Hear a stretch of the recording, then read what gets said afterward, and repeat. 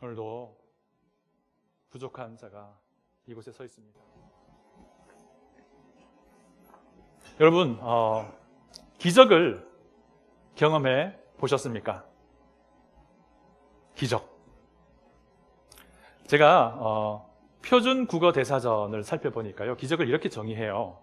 상식으로는 생각할 수 없는 기이한 일. 그래서 혹은 신에 의해서 행해졌다고 믿어지는 불가사의한 현상이라고 정의를 하더라고요. 그래서 제가 캠브리지 딕셔너리도 찾아봤어요.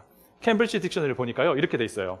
자연의 법칙을 따르지 않기 때문에, 자연의 법칙을 넘어서기 때문에 신적인 존재에 의해서 행해졌다고 여겨지는 이상하고 신비한 사건, 이렇게 번역을, 이렇게 정의를 하더라고요.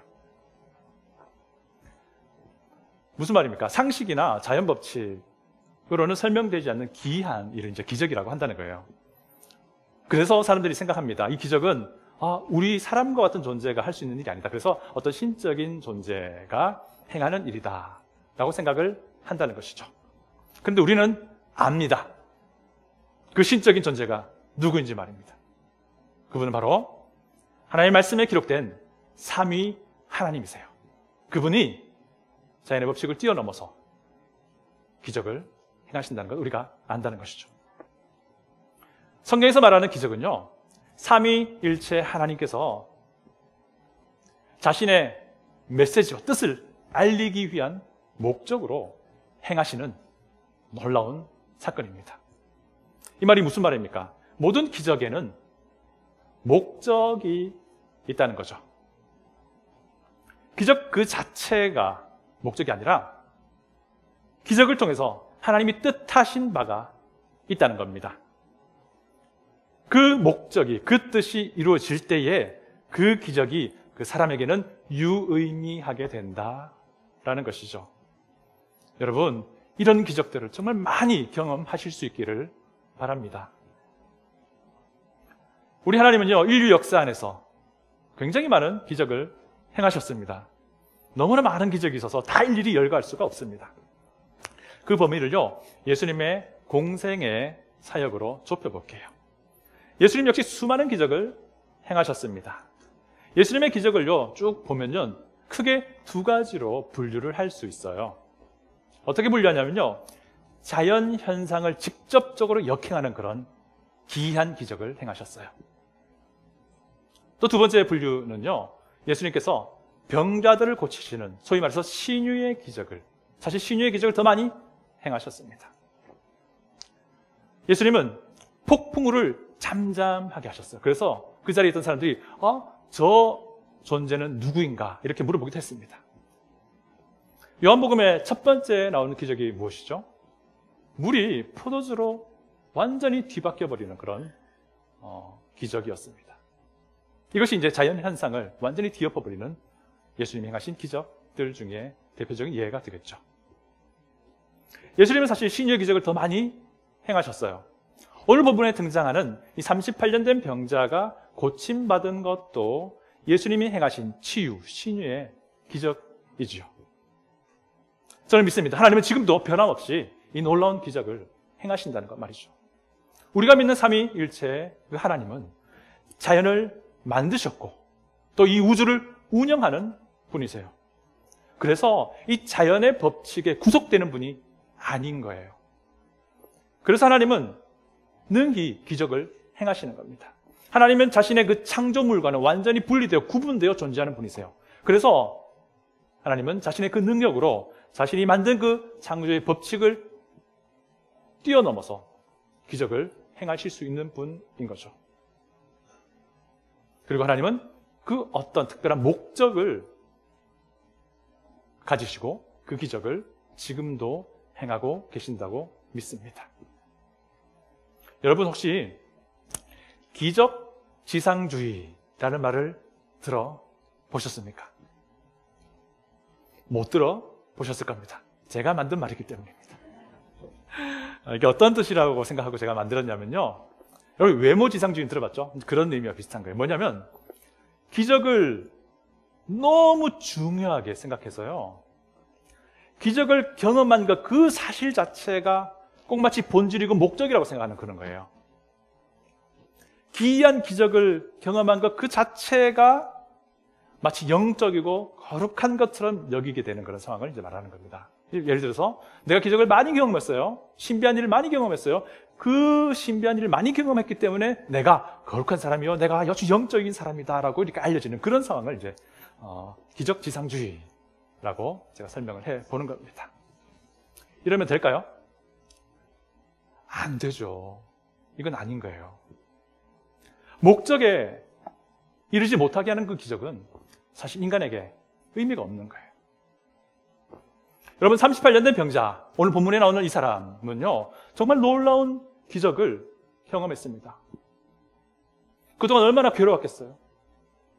이리 굴러보고 저리 굴러보지만 자신의 병을 고칠 방법이 없었어요. 그런데 예수님의 단 한마디 말씀에 그는 그 자리에 일어섰고 자기가 누워있던 그 자리를 들고 걷기 시작했습니다. 정말 놀라운 기적인 거죠.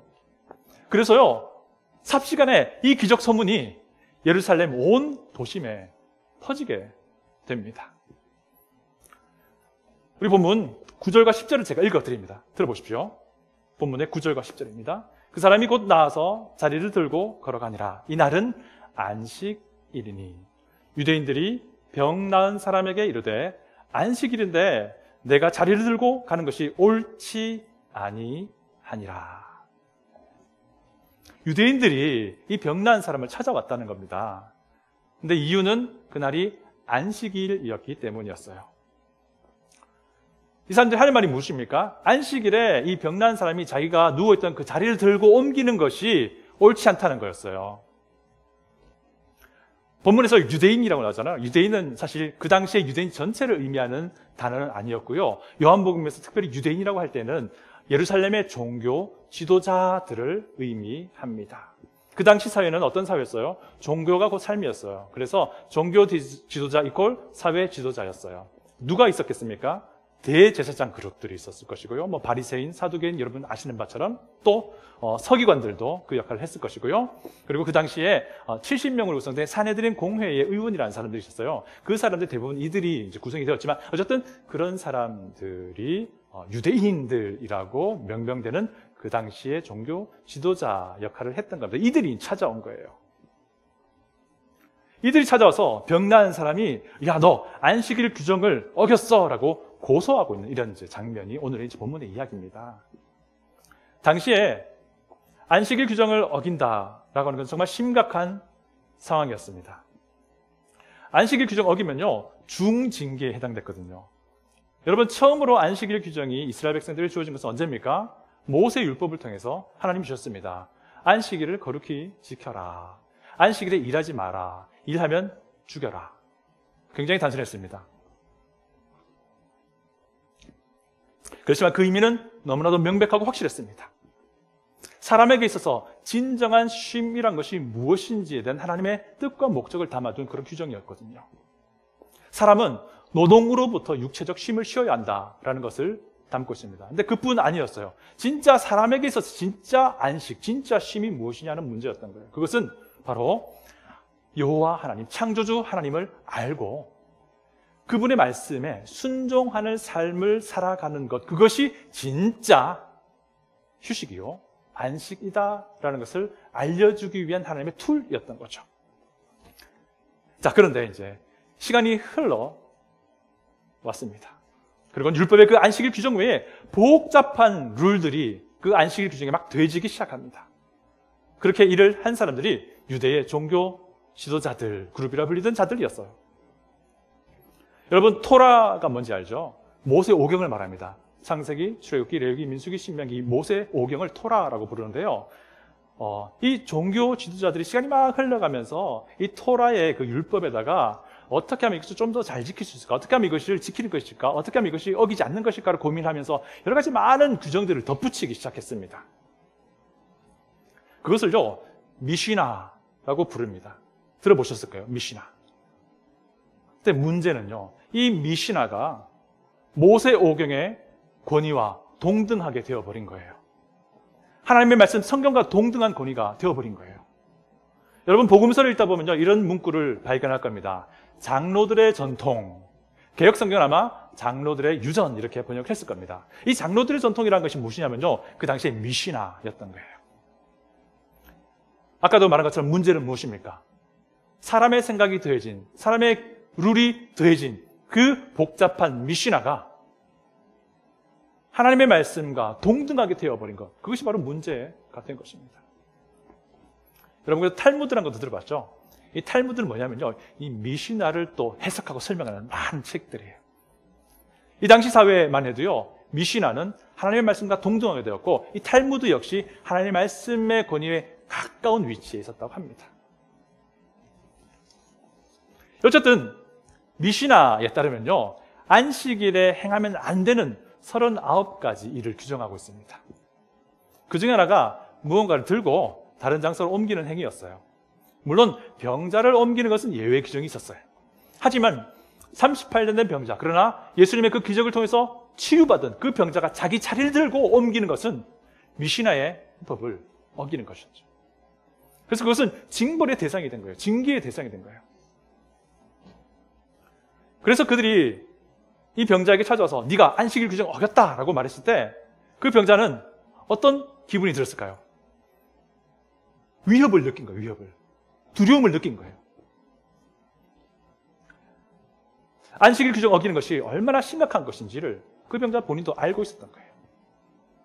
오늘 본문은요, 유대의 종교 지도자들의 고소에 대해서 병자가 어떻게 반응하는지에 대한 내용이 소개되고 있습니다. 여러분, 38년 된 병자는요, 엄청난 기적을 직접 몸소 경험한 사람입니다. 그 누구도 고칠 수 없었던, 평생 동안 누워 있어야만 했던 그 병을 단 예수님의 그 한마디로 고쳐주셨습니다. 예수님이. 그 기적을 경험한 사람인 거예요. 오늘 이제 이 이야기를 통해서요, 저는 기적이라는 주제를 좀 나눠보고자 합니다. 기적에 대한 한 3가지 질문을 제가 선택했습니다. 그리고 질문에 대한 답을 해나가면서 우리 그리스도인에게서 기적이 어떤 의미가 있는지 좀 살펴보고자 합니다. 첫 번째 질문은 이것입니다. 성경에 제시된 기적은 기독교 신앙의 핵심 인간인가 하는 문제입니다. 여러분, 어떻게 생각하세요? 성경에 기록된 기적은요, 우리 기독교 신앙의 핵심 중에 하나입니다. 성경에 제시된 기적을요, 인정하느냐 인정하지 않느냐가 결국 창조주 하나님을 인정할 수 있느냐 인정할 수 없느냐와 직접 연결되기 때문입니다. 여러분, 기적을 인정하면요, 창조주 하나님을 인정할 수 있게 된다는 말입니다. 거꾸로도 마찬가지입니다. 창조주 하나님을 인정하면 기적도 인정할 수 있게 된다는 겁니다. 기적은요, 자연 법칙으로는 도무지 설명되지 않는 그런 사건이잖아요. 기적은 자연 법칙을 깨뜨려야만 가능한 거잖아요. 자연 법칙을 깨뜨릴 수 있는 유일한 존재가 누구입니까? 자연을 만드신 하나님이신 거죠. 우리는 하나님을요, 거룩하다라고 말합니다. 성경도 하나님이 거룩하다라고 하는 부분을 아주 강조해서 말씀해 줍니다. 여러분, 거룩하다라는 말의 근본적인 의미는요, 구별된다라는 뜻이에요. 구별. 하나님이 거룩하다라 하는 말은 하나님이 만드신 이 피조물과 하나님도 구별된 분이다라는 뜻입니다. 하나님은요, 피조물과는 전혀 차원이 다른 존재라는 것을 말합니다. 왜? 하나님이 우주를 만드셨기 때문에 하나님은 피조물과 달리 자연 법칙에 구속되지 않는 분이라는 뜻이기도 합니다. 그래서 하나님은 자신의 능력으로 이 우주를 만드시고 자연의 법칙을 세우신 그 능력으로 자연 법칙도 거슬러서 놀라운 기이한 기적을 행하신다라고 하는 것이죠. 그렇기 때문에요, 성경에 기록된 기적이라 함은 우리 기독교 신앙의 핵심 중에 하나가 될 수 있다는 것입니다. 두 번째 질문을 드려봅니다. 그러면요, 기적은 그 자체로 완성된 것인가? 이 질문이 좀 어렵죠? 기적은 그 자체로 목적이 되느냐 하는 문제입니다. 하나님이 만약에 기적을 행하실 때 그 기적을 통해서 무언가 이루고자 하는 것이 있느냐 하는 질문이에요. 기적이 그 자체로 끝이냐? 그것으로 또 충분히 완성된 어떤 목적이 있는 것이냐? 메시지냐 하는 거예요. 아니면 또 다른 이루시고자 하는 목적이 있느냐 하는 겁니다. 여러분, 어떻게 생각합니까?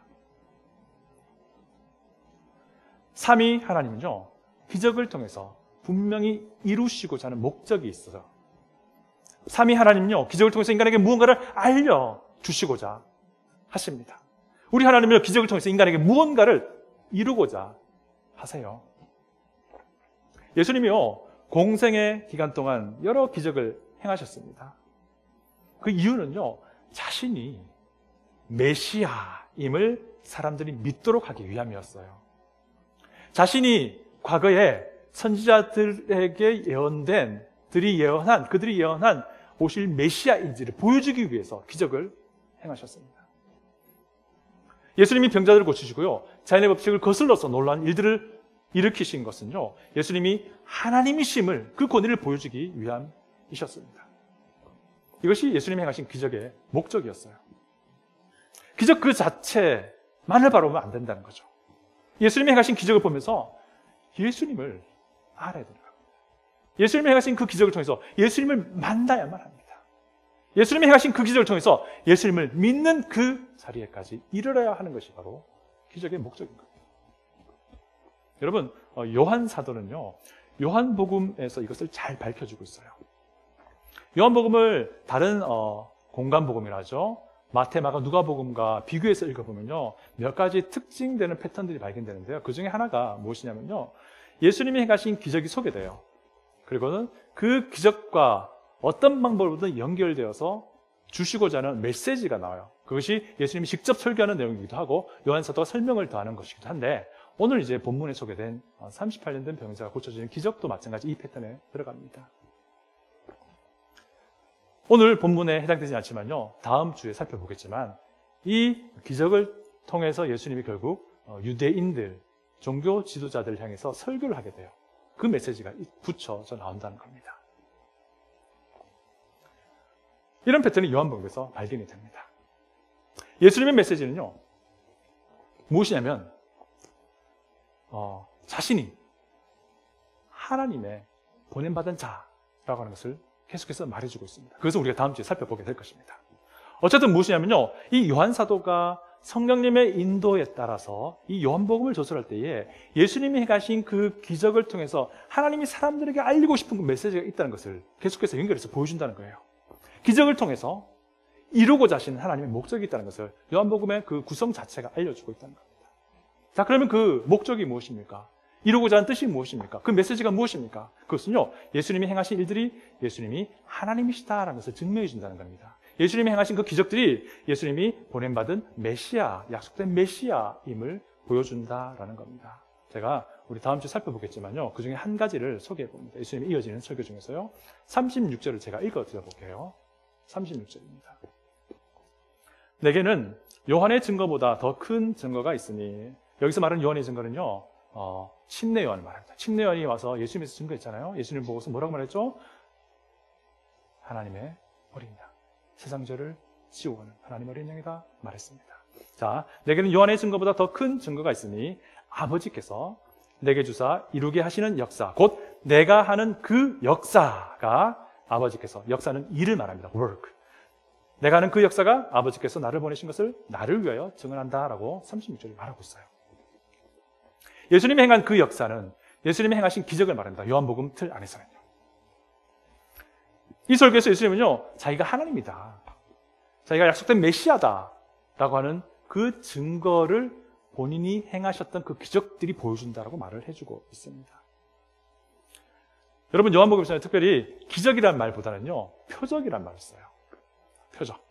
이게 무슨 말입니까? 예수님이 행한 이 기적이 무언가를 알려주는 사인이 된다라는 의미로 요한복음 특별히 표적이란 말을 써요. 그리고요, 요한사도가 요한복음을 마무리하면서도요, 이 부분을 말합니다.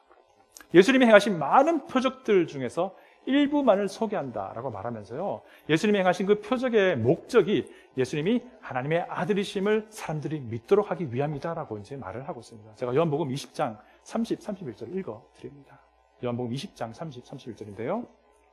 예수께서 제자들 앞에서 이 책에 기록되지 아니한 다른 표적도 많이 행하셨으나 오직 이것을 기록하면 너희로 예수께서 하나님의 아들 그리스도이심을 믿게 하려 하며 또 너희로 믿고 그 이름을 힘입어 생명을 얻게 하려 함이라. 이게 무슨 말입니까? 예수님이 많은 기적을 행하셨는데 요한이 보기에는 전부 다가 표적이었다는 거예요.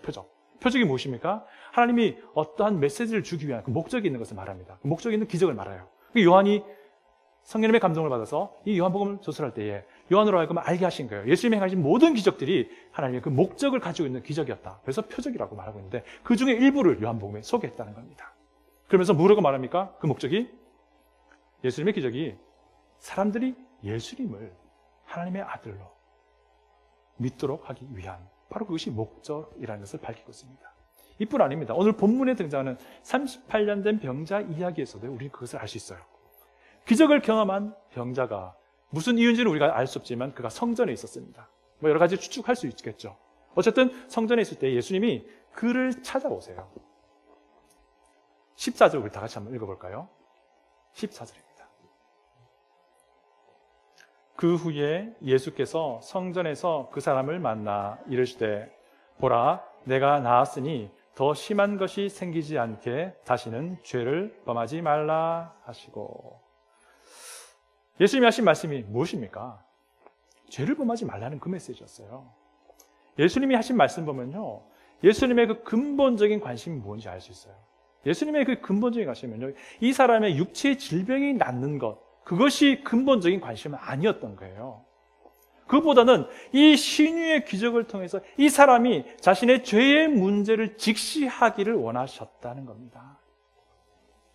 그것이 예수님이 이 기적을 행하신 목적이었던 거예요. 죄의 결과로 인해 인간에게 질병과 죽음이 있다는 것을 직시해야 한다라는 그런 메시지였던 겁니다. 이 말은요, 이 병자가 죄의 문제를 해결받지 않는 이상은 이 비참함이 계속 이어질 것이다 라는 그런 메시지입니다. 예수님이 기적을 통해서 이 병자에게 기대한 바가 무엇입니까? 너의 죄의 문제를 좀 봐라. 너의 죄의 문제를 해결받아야 해 라는 메시지인 겁니다. 육체의 병이 내가 행한 기적을 통해서 나은 것처럼 너의 죄의 문제의 해결도 예수님께로부터 고침받아야 해. 여러분, 저는 여러분들이 많은 기적을 경험할 수 있기를 바랍니다. 그런데 기적에서 그치지 말고요, 그 기적을 통해서 하나님이 이루고자 하신 그 목적과 그 메시지를 볼 수 있어야 할 것입니다. 기적을 통해서 하나님의 메시지를 분명히 들을 수 있길 바랍니다. 기적을 통해서 예수 그리스도를 꼭 만날 수 있는 자리에까지 갈 수 있기를 바랍니다. 세 번째 질문이 이겁니다. 그렇다면 기적과 개인의 믿음과는 어떤 관계가 있을까 하는 겁니다. 기적을 경험하면 믿음이 생길까요? 기적을 경험하면 믿음이 좋아질까요? 여러분 어떻게 생각하십니까? 알쏭달쏭하죠. 예. 기적을 경험하는 것 그 자체만으로는요, 그 사람의 믿음을 보증할 수 없습니다. 오늘 본문에 나오는 기적을 경험했던 38년 된 병자가 좋은 예가 됩니다. 그는요, 기적을 경험하고 나서 믿음을 얻었을까요? 그가 기적을 경험하고 나서 믿음의 용사가 되었을까요? 안타깝게도요, 우리 본문에 등장하는 38년 된 병자의 모습을 보면요, 기적 이후에 그의 행적을 보면요, 예수님을 신뢰하지 않아요. 오히려 자기가 살고 싶어서 예수님에게 안식일 규정을 어긴 것에 대한 책임을 살짝 밀어요.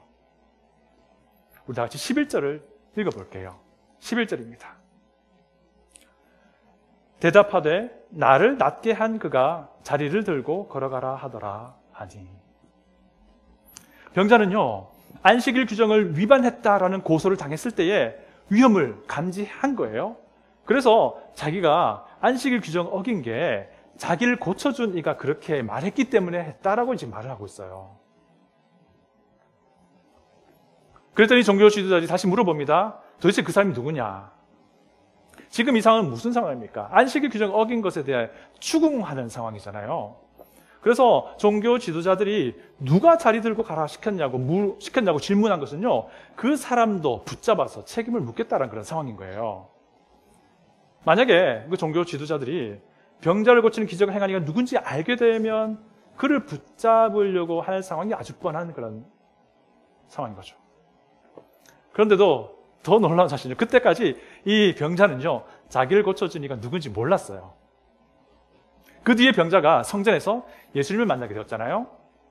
그때 자기를 고쳐준 이가 예수라는 것을 알게 된 거예요. 그리고 이제 그 일이 있고 나서 이 병자는 우리가 보기엔 너무 안타까운 일을 해야 합니다. 뭐냐면요, 종교 지도자를 찾아가요. 그리고는 자기에게 자리를 들고 가라고 한 이가 예수였다라고 알려줍니다. 우리 15절을 다 같이 읽어볼게요. 15절입니다. 그 사람이 유대인들에게 가서 자기를 고친 이는 예수라 하니라. 여러분, 이건 병자의 믿음의 고백은 아니에요. 뭐냐면요, 이미 병자는 종교 지도자들이 자기를 고쳐준 이를 찾으려고 한다는 거 알고 있었어요. 그래서 그가 자기를 고쳐준 이가 예수라고 만약에 알려준다면은 종교 지도자들이 예수를 붙잡아 안식일 규정 어긴 것에 대해서 징벌하게 될 것을 알고 있었다는 거예요. 그럼에도 불구하고 이 병자는요, 종교 지도자들을 직접 찾아갑니다. 그리고 자기를 고친 이가 예수였다라고 알려주는 거예요. 우리 이 이야기를 이제 읽으면서요, 이 병자가 기적을 경험한 이후에 한 행적을 보면 굉장히 실망스러운 건 사실입니다. 천지의 주제이신 예수 그리스도를 아직까지 믿지 못하고 있는 거예요. 오히려 자기의 그 안전을 위해서 책임을 좀 옮겨보려는 그런 시도를 하는 것을 보게 됩니다. 그리고는 분명히 위험해질 상황인데도 불구하고 종교 지도자들을 찾아가서 자기를 고치니까 예수였다라고 이렇게 이야기를 해줍니다. 기적을 경험했던 이 38년 된 병자가 그 기적이 의도한 바와는 전혀 무관한 그런 모습을 보여준다는 거예요. 네, 맞습니다. 기적을 경험하는 것 그 자체는요, 믿음과는 무관해요. 왜 이 사람이 이런 실망스러운 모습을 보인 겁니까? 그렇다면 이 사람은요, 자신이 경험한 기적을 통해서 하나님이 하시고자 하신 그 목적을 보지 못했기 때문에 그런 겁니다. 그저 기적으로 자기의 병이 나은 것, 그것만을 본 거예요. 이 병자는요, 기적을 통해서 그 기적을 행하신 예수님이 하나님이시며 그 예수님이 약속된 메시아이시며 예수님이 하나님의 아들이심을 봐야 했었는데 그거 못 봤다는 거예요. 이 병자는 예수님이 행하신 그 기적이 계기가 돼서 자신의 죄의 문제를 직시했어야 하는데 그렇게 하지 않았다는 거예요. 이 병자는 자신이 경험한 기적이 목적했던 것에 다다르지 못했던 거예요. 그 기적 자체에 머물러 있었다는 겁니다. 기적을 통해서 이루고자 하셨던 그 목적이 있었는데 그 기적을 통해서 하나님께서 분명히 이 병자에게 주시고자 하신 메시지가 분명히 있었는데 안타깝게도 이 병자는요, 그거 보지 못했던 거예요. 자신에게 베풀어진 기적 그 자체가 그에게는 목적이 되어버렸던 거예요. 38년 된 병자의 이야기는요, 여기서 끝이 나요. 그 이후에 병자의 인생은 기록되지 않아요. 하지만 만약에 그가 그 이후에라도요, 자신이 경험했던 그 기적 통해서 하나님이 주시는 메시지를, 하나님이 의도하신 그 목적을 보게 되었더라면 그가 경험했던 이 놀라운 기적이 그에겐 정말 값진 것이 되었을 것임에는 분명합니다. 그런데 성경 기록은 그의 인생을 더 이상 논하지는 않습니다. 여러분, 성경에 기록된 기적은요, 기독교 신앙의 핵심 중에 하나입니다. 왜냐하면 기적은 그걸 보여주기 때문입니다. 성경에 기록된 기적을 믿을 수 있다면요, 그 기적을 행하시는 거룩한 하나님을 믿을 수 있기 때문입니다. 자연의 법칙을 초월해서 존재하시는 하나님을 믿을 수 있다면요, 그 기적 또한 믿을 수 있습니다. 여러분, 기적은요, 그 자체로는 완성된 목적이 아닙니다. 기적은 그 이면에 하나님이 의도하신 목적과 메시지가 있습니다. 기적을 통해서 예수 그리스도가 하나님이심을 믿는 믿음에 이르는 것, 기적을 통해서 예수 그리스도가 약속된 메시아이심을 믿는 믿음에 이르는 것, 기적을 통해서 예수 그리스도가 인간에게 있어서 유일한 구주가 되신다는 것을 믿는 믿음에 이르는 것, 바로 그것이 기적이 목적하는 바인 겁니다. 그래서요, 기적을 경험했다라고 하는 그것만으로는요, 그것이 우리 개개인의 믿음을 보장해주지 않습니다. 기적이 목적한 바, 그것에 이를 때에 그 기적의 경험이 우리의 믿음을 견고하게 세워준다는 것입니다. 여러분, 기적을 경험하고 싶으시죠? 그렇다면 우리가 이렇게 기도해 봐야 되지 않을까요?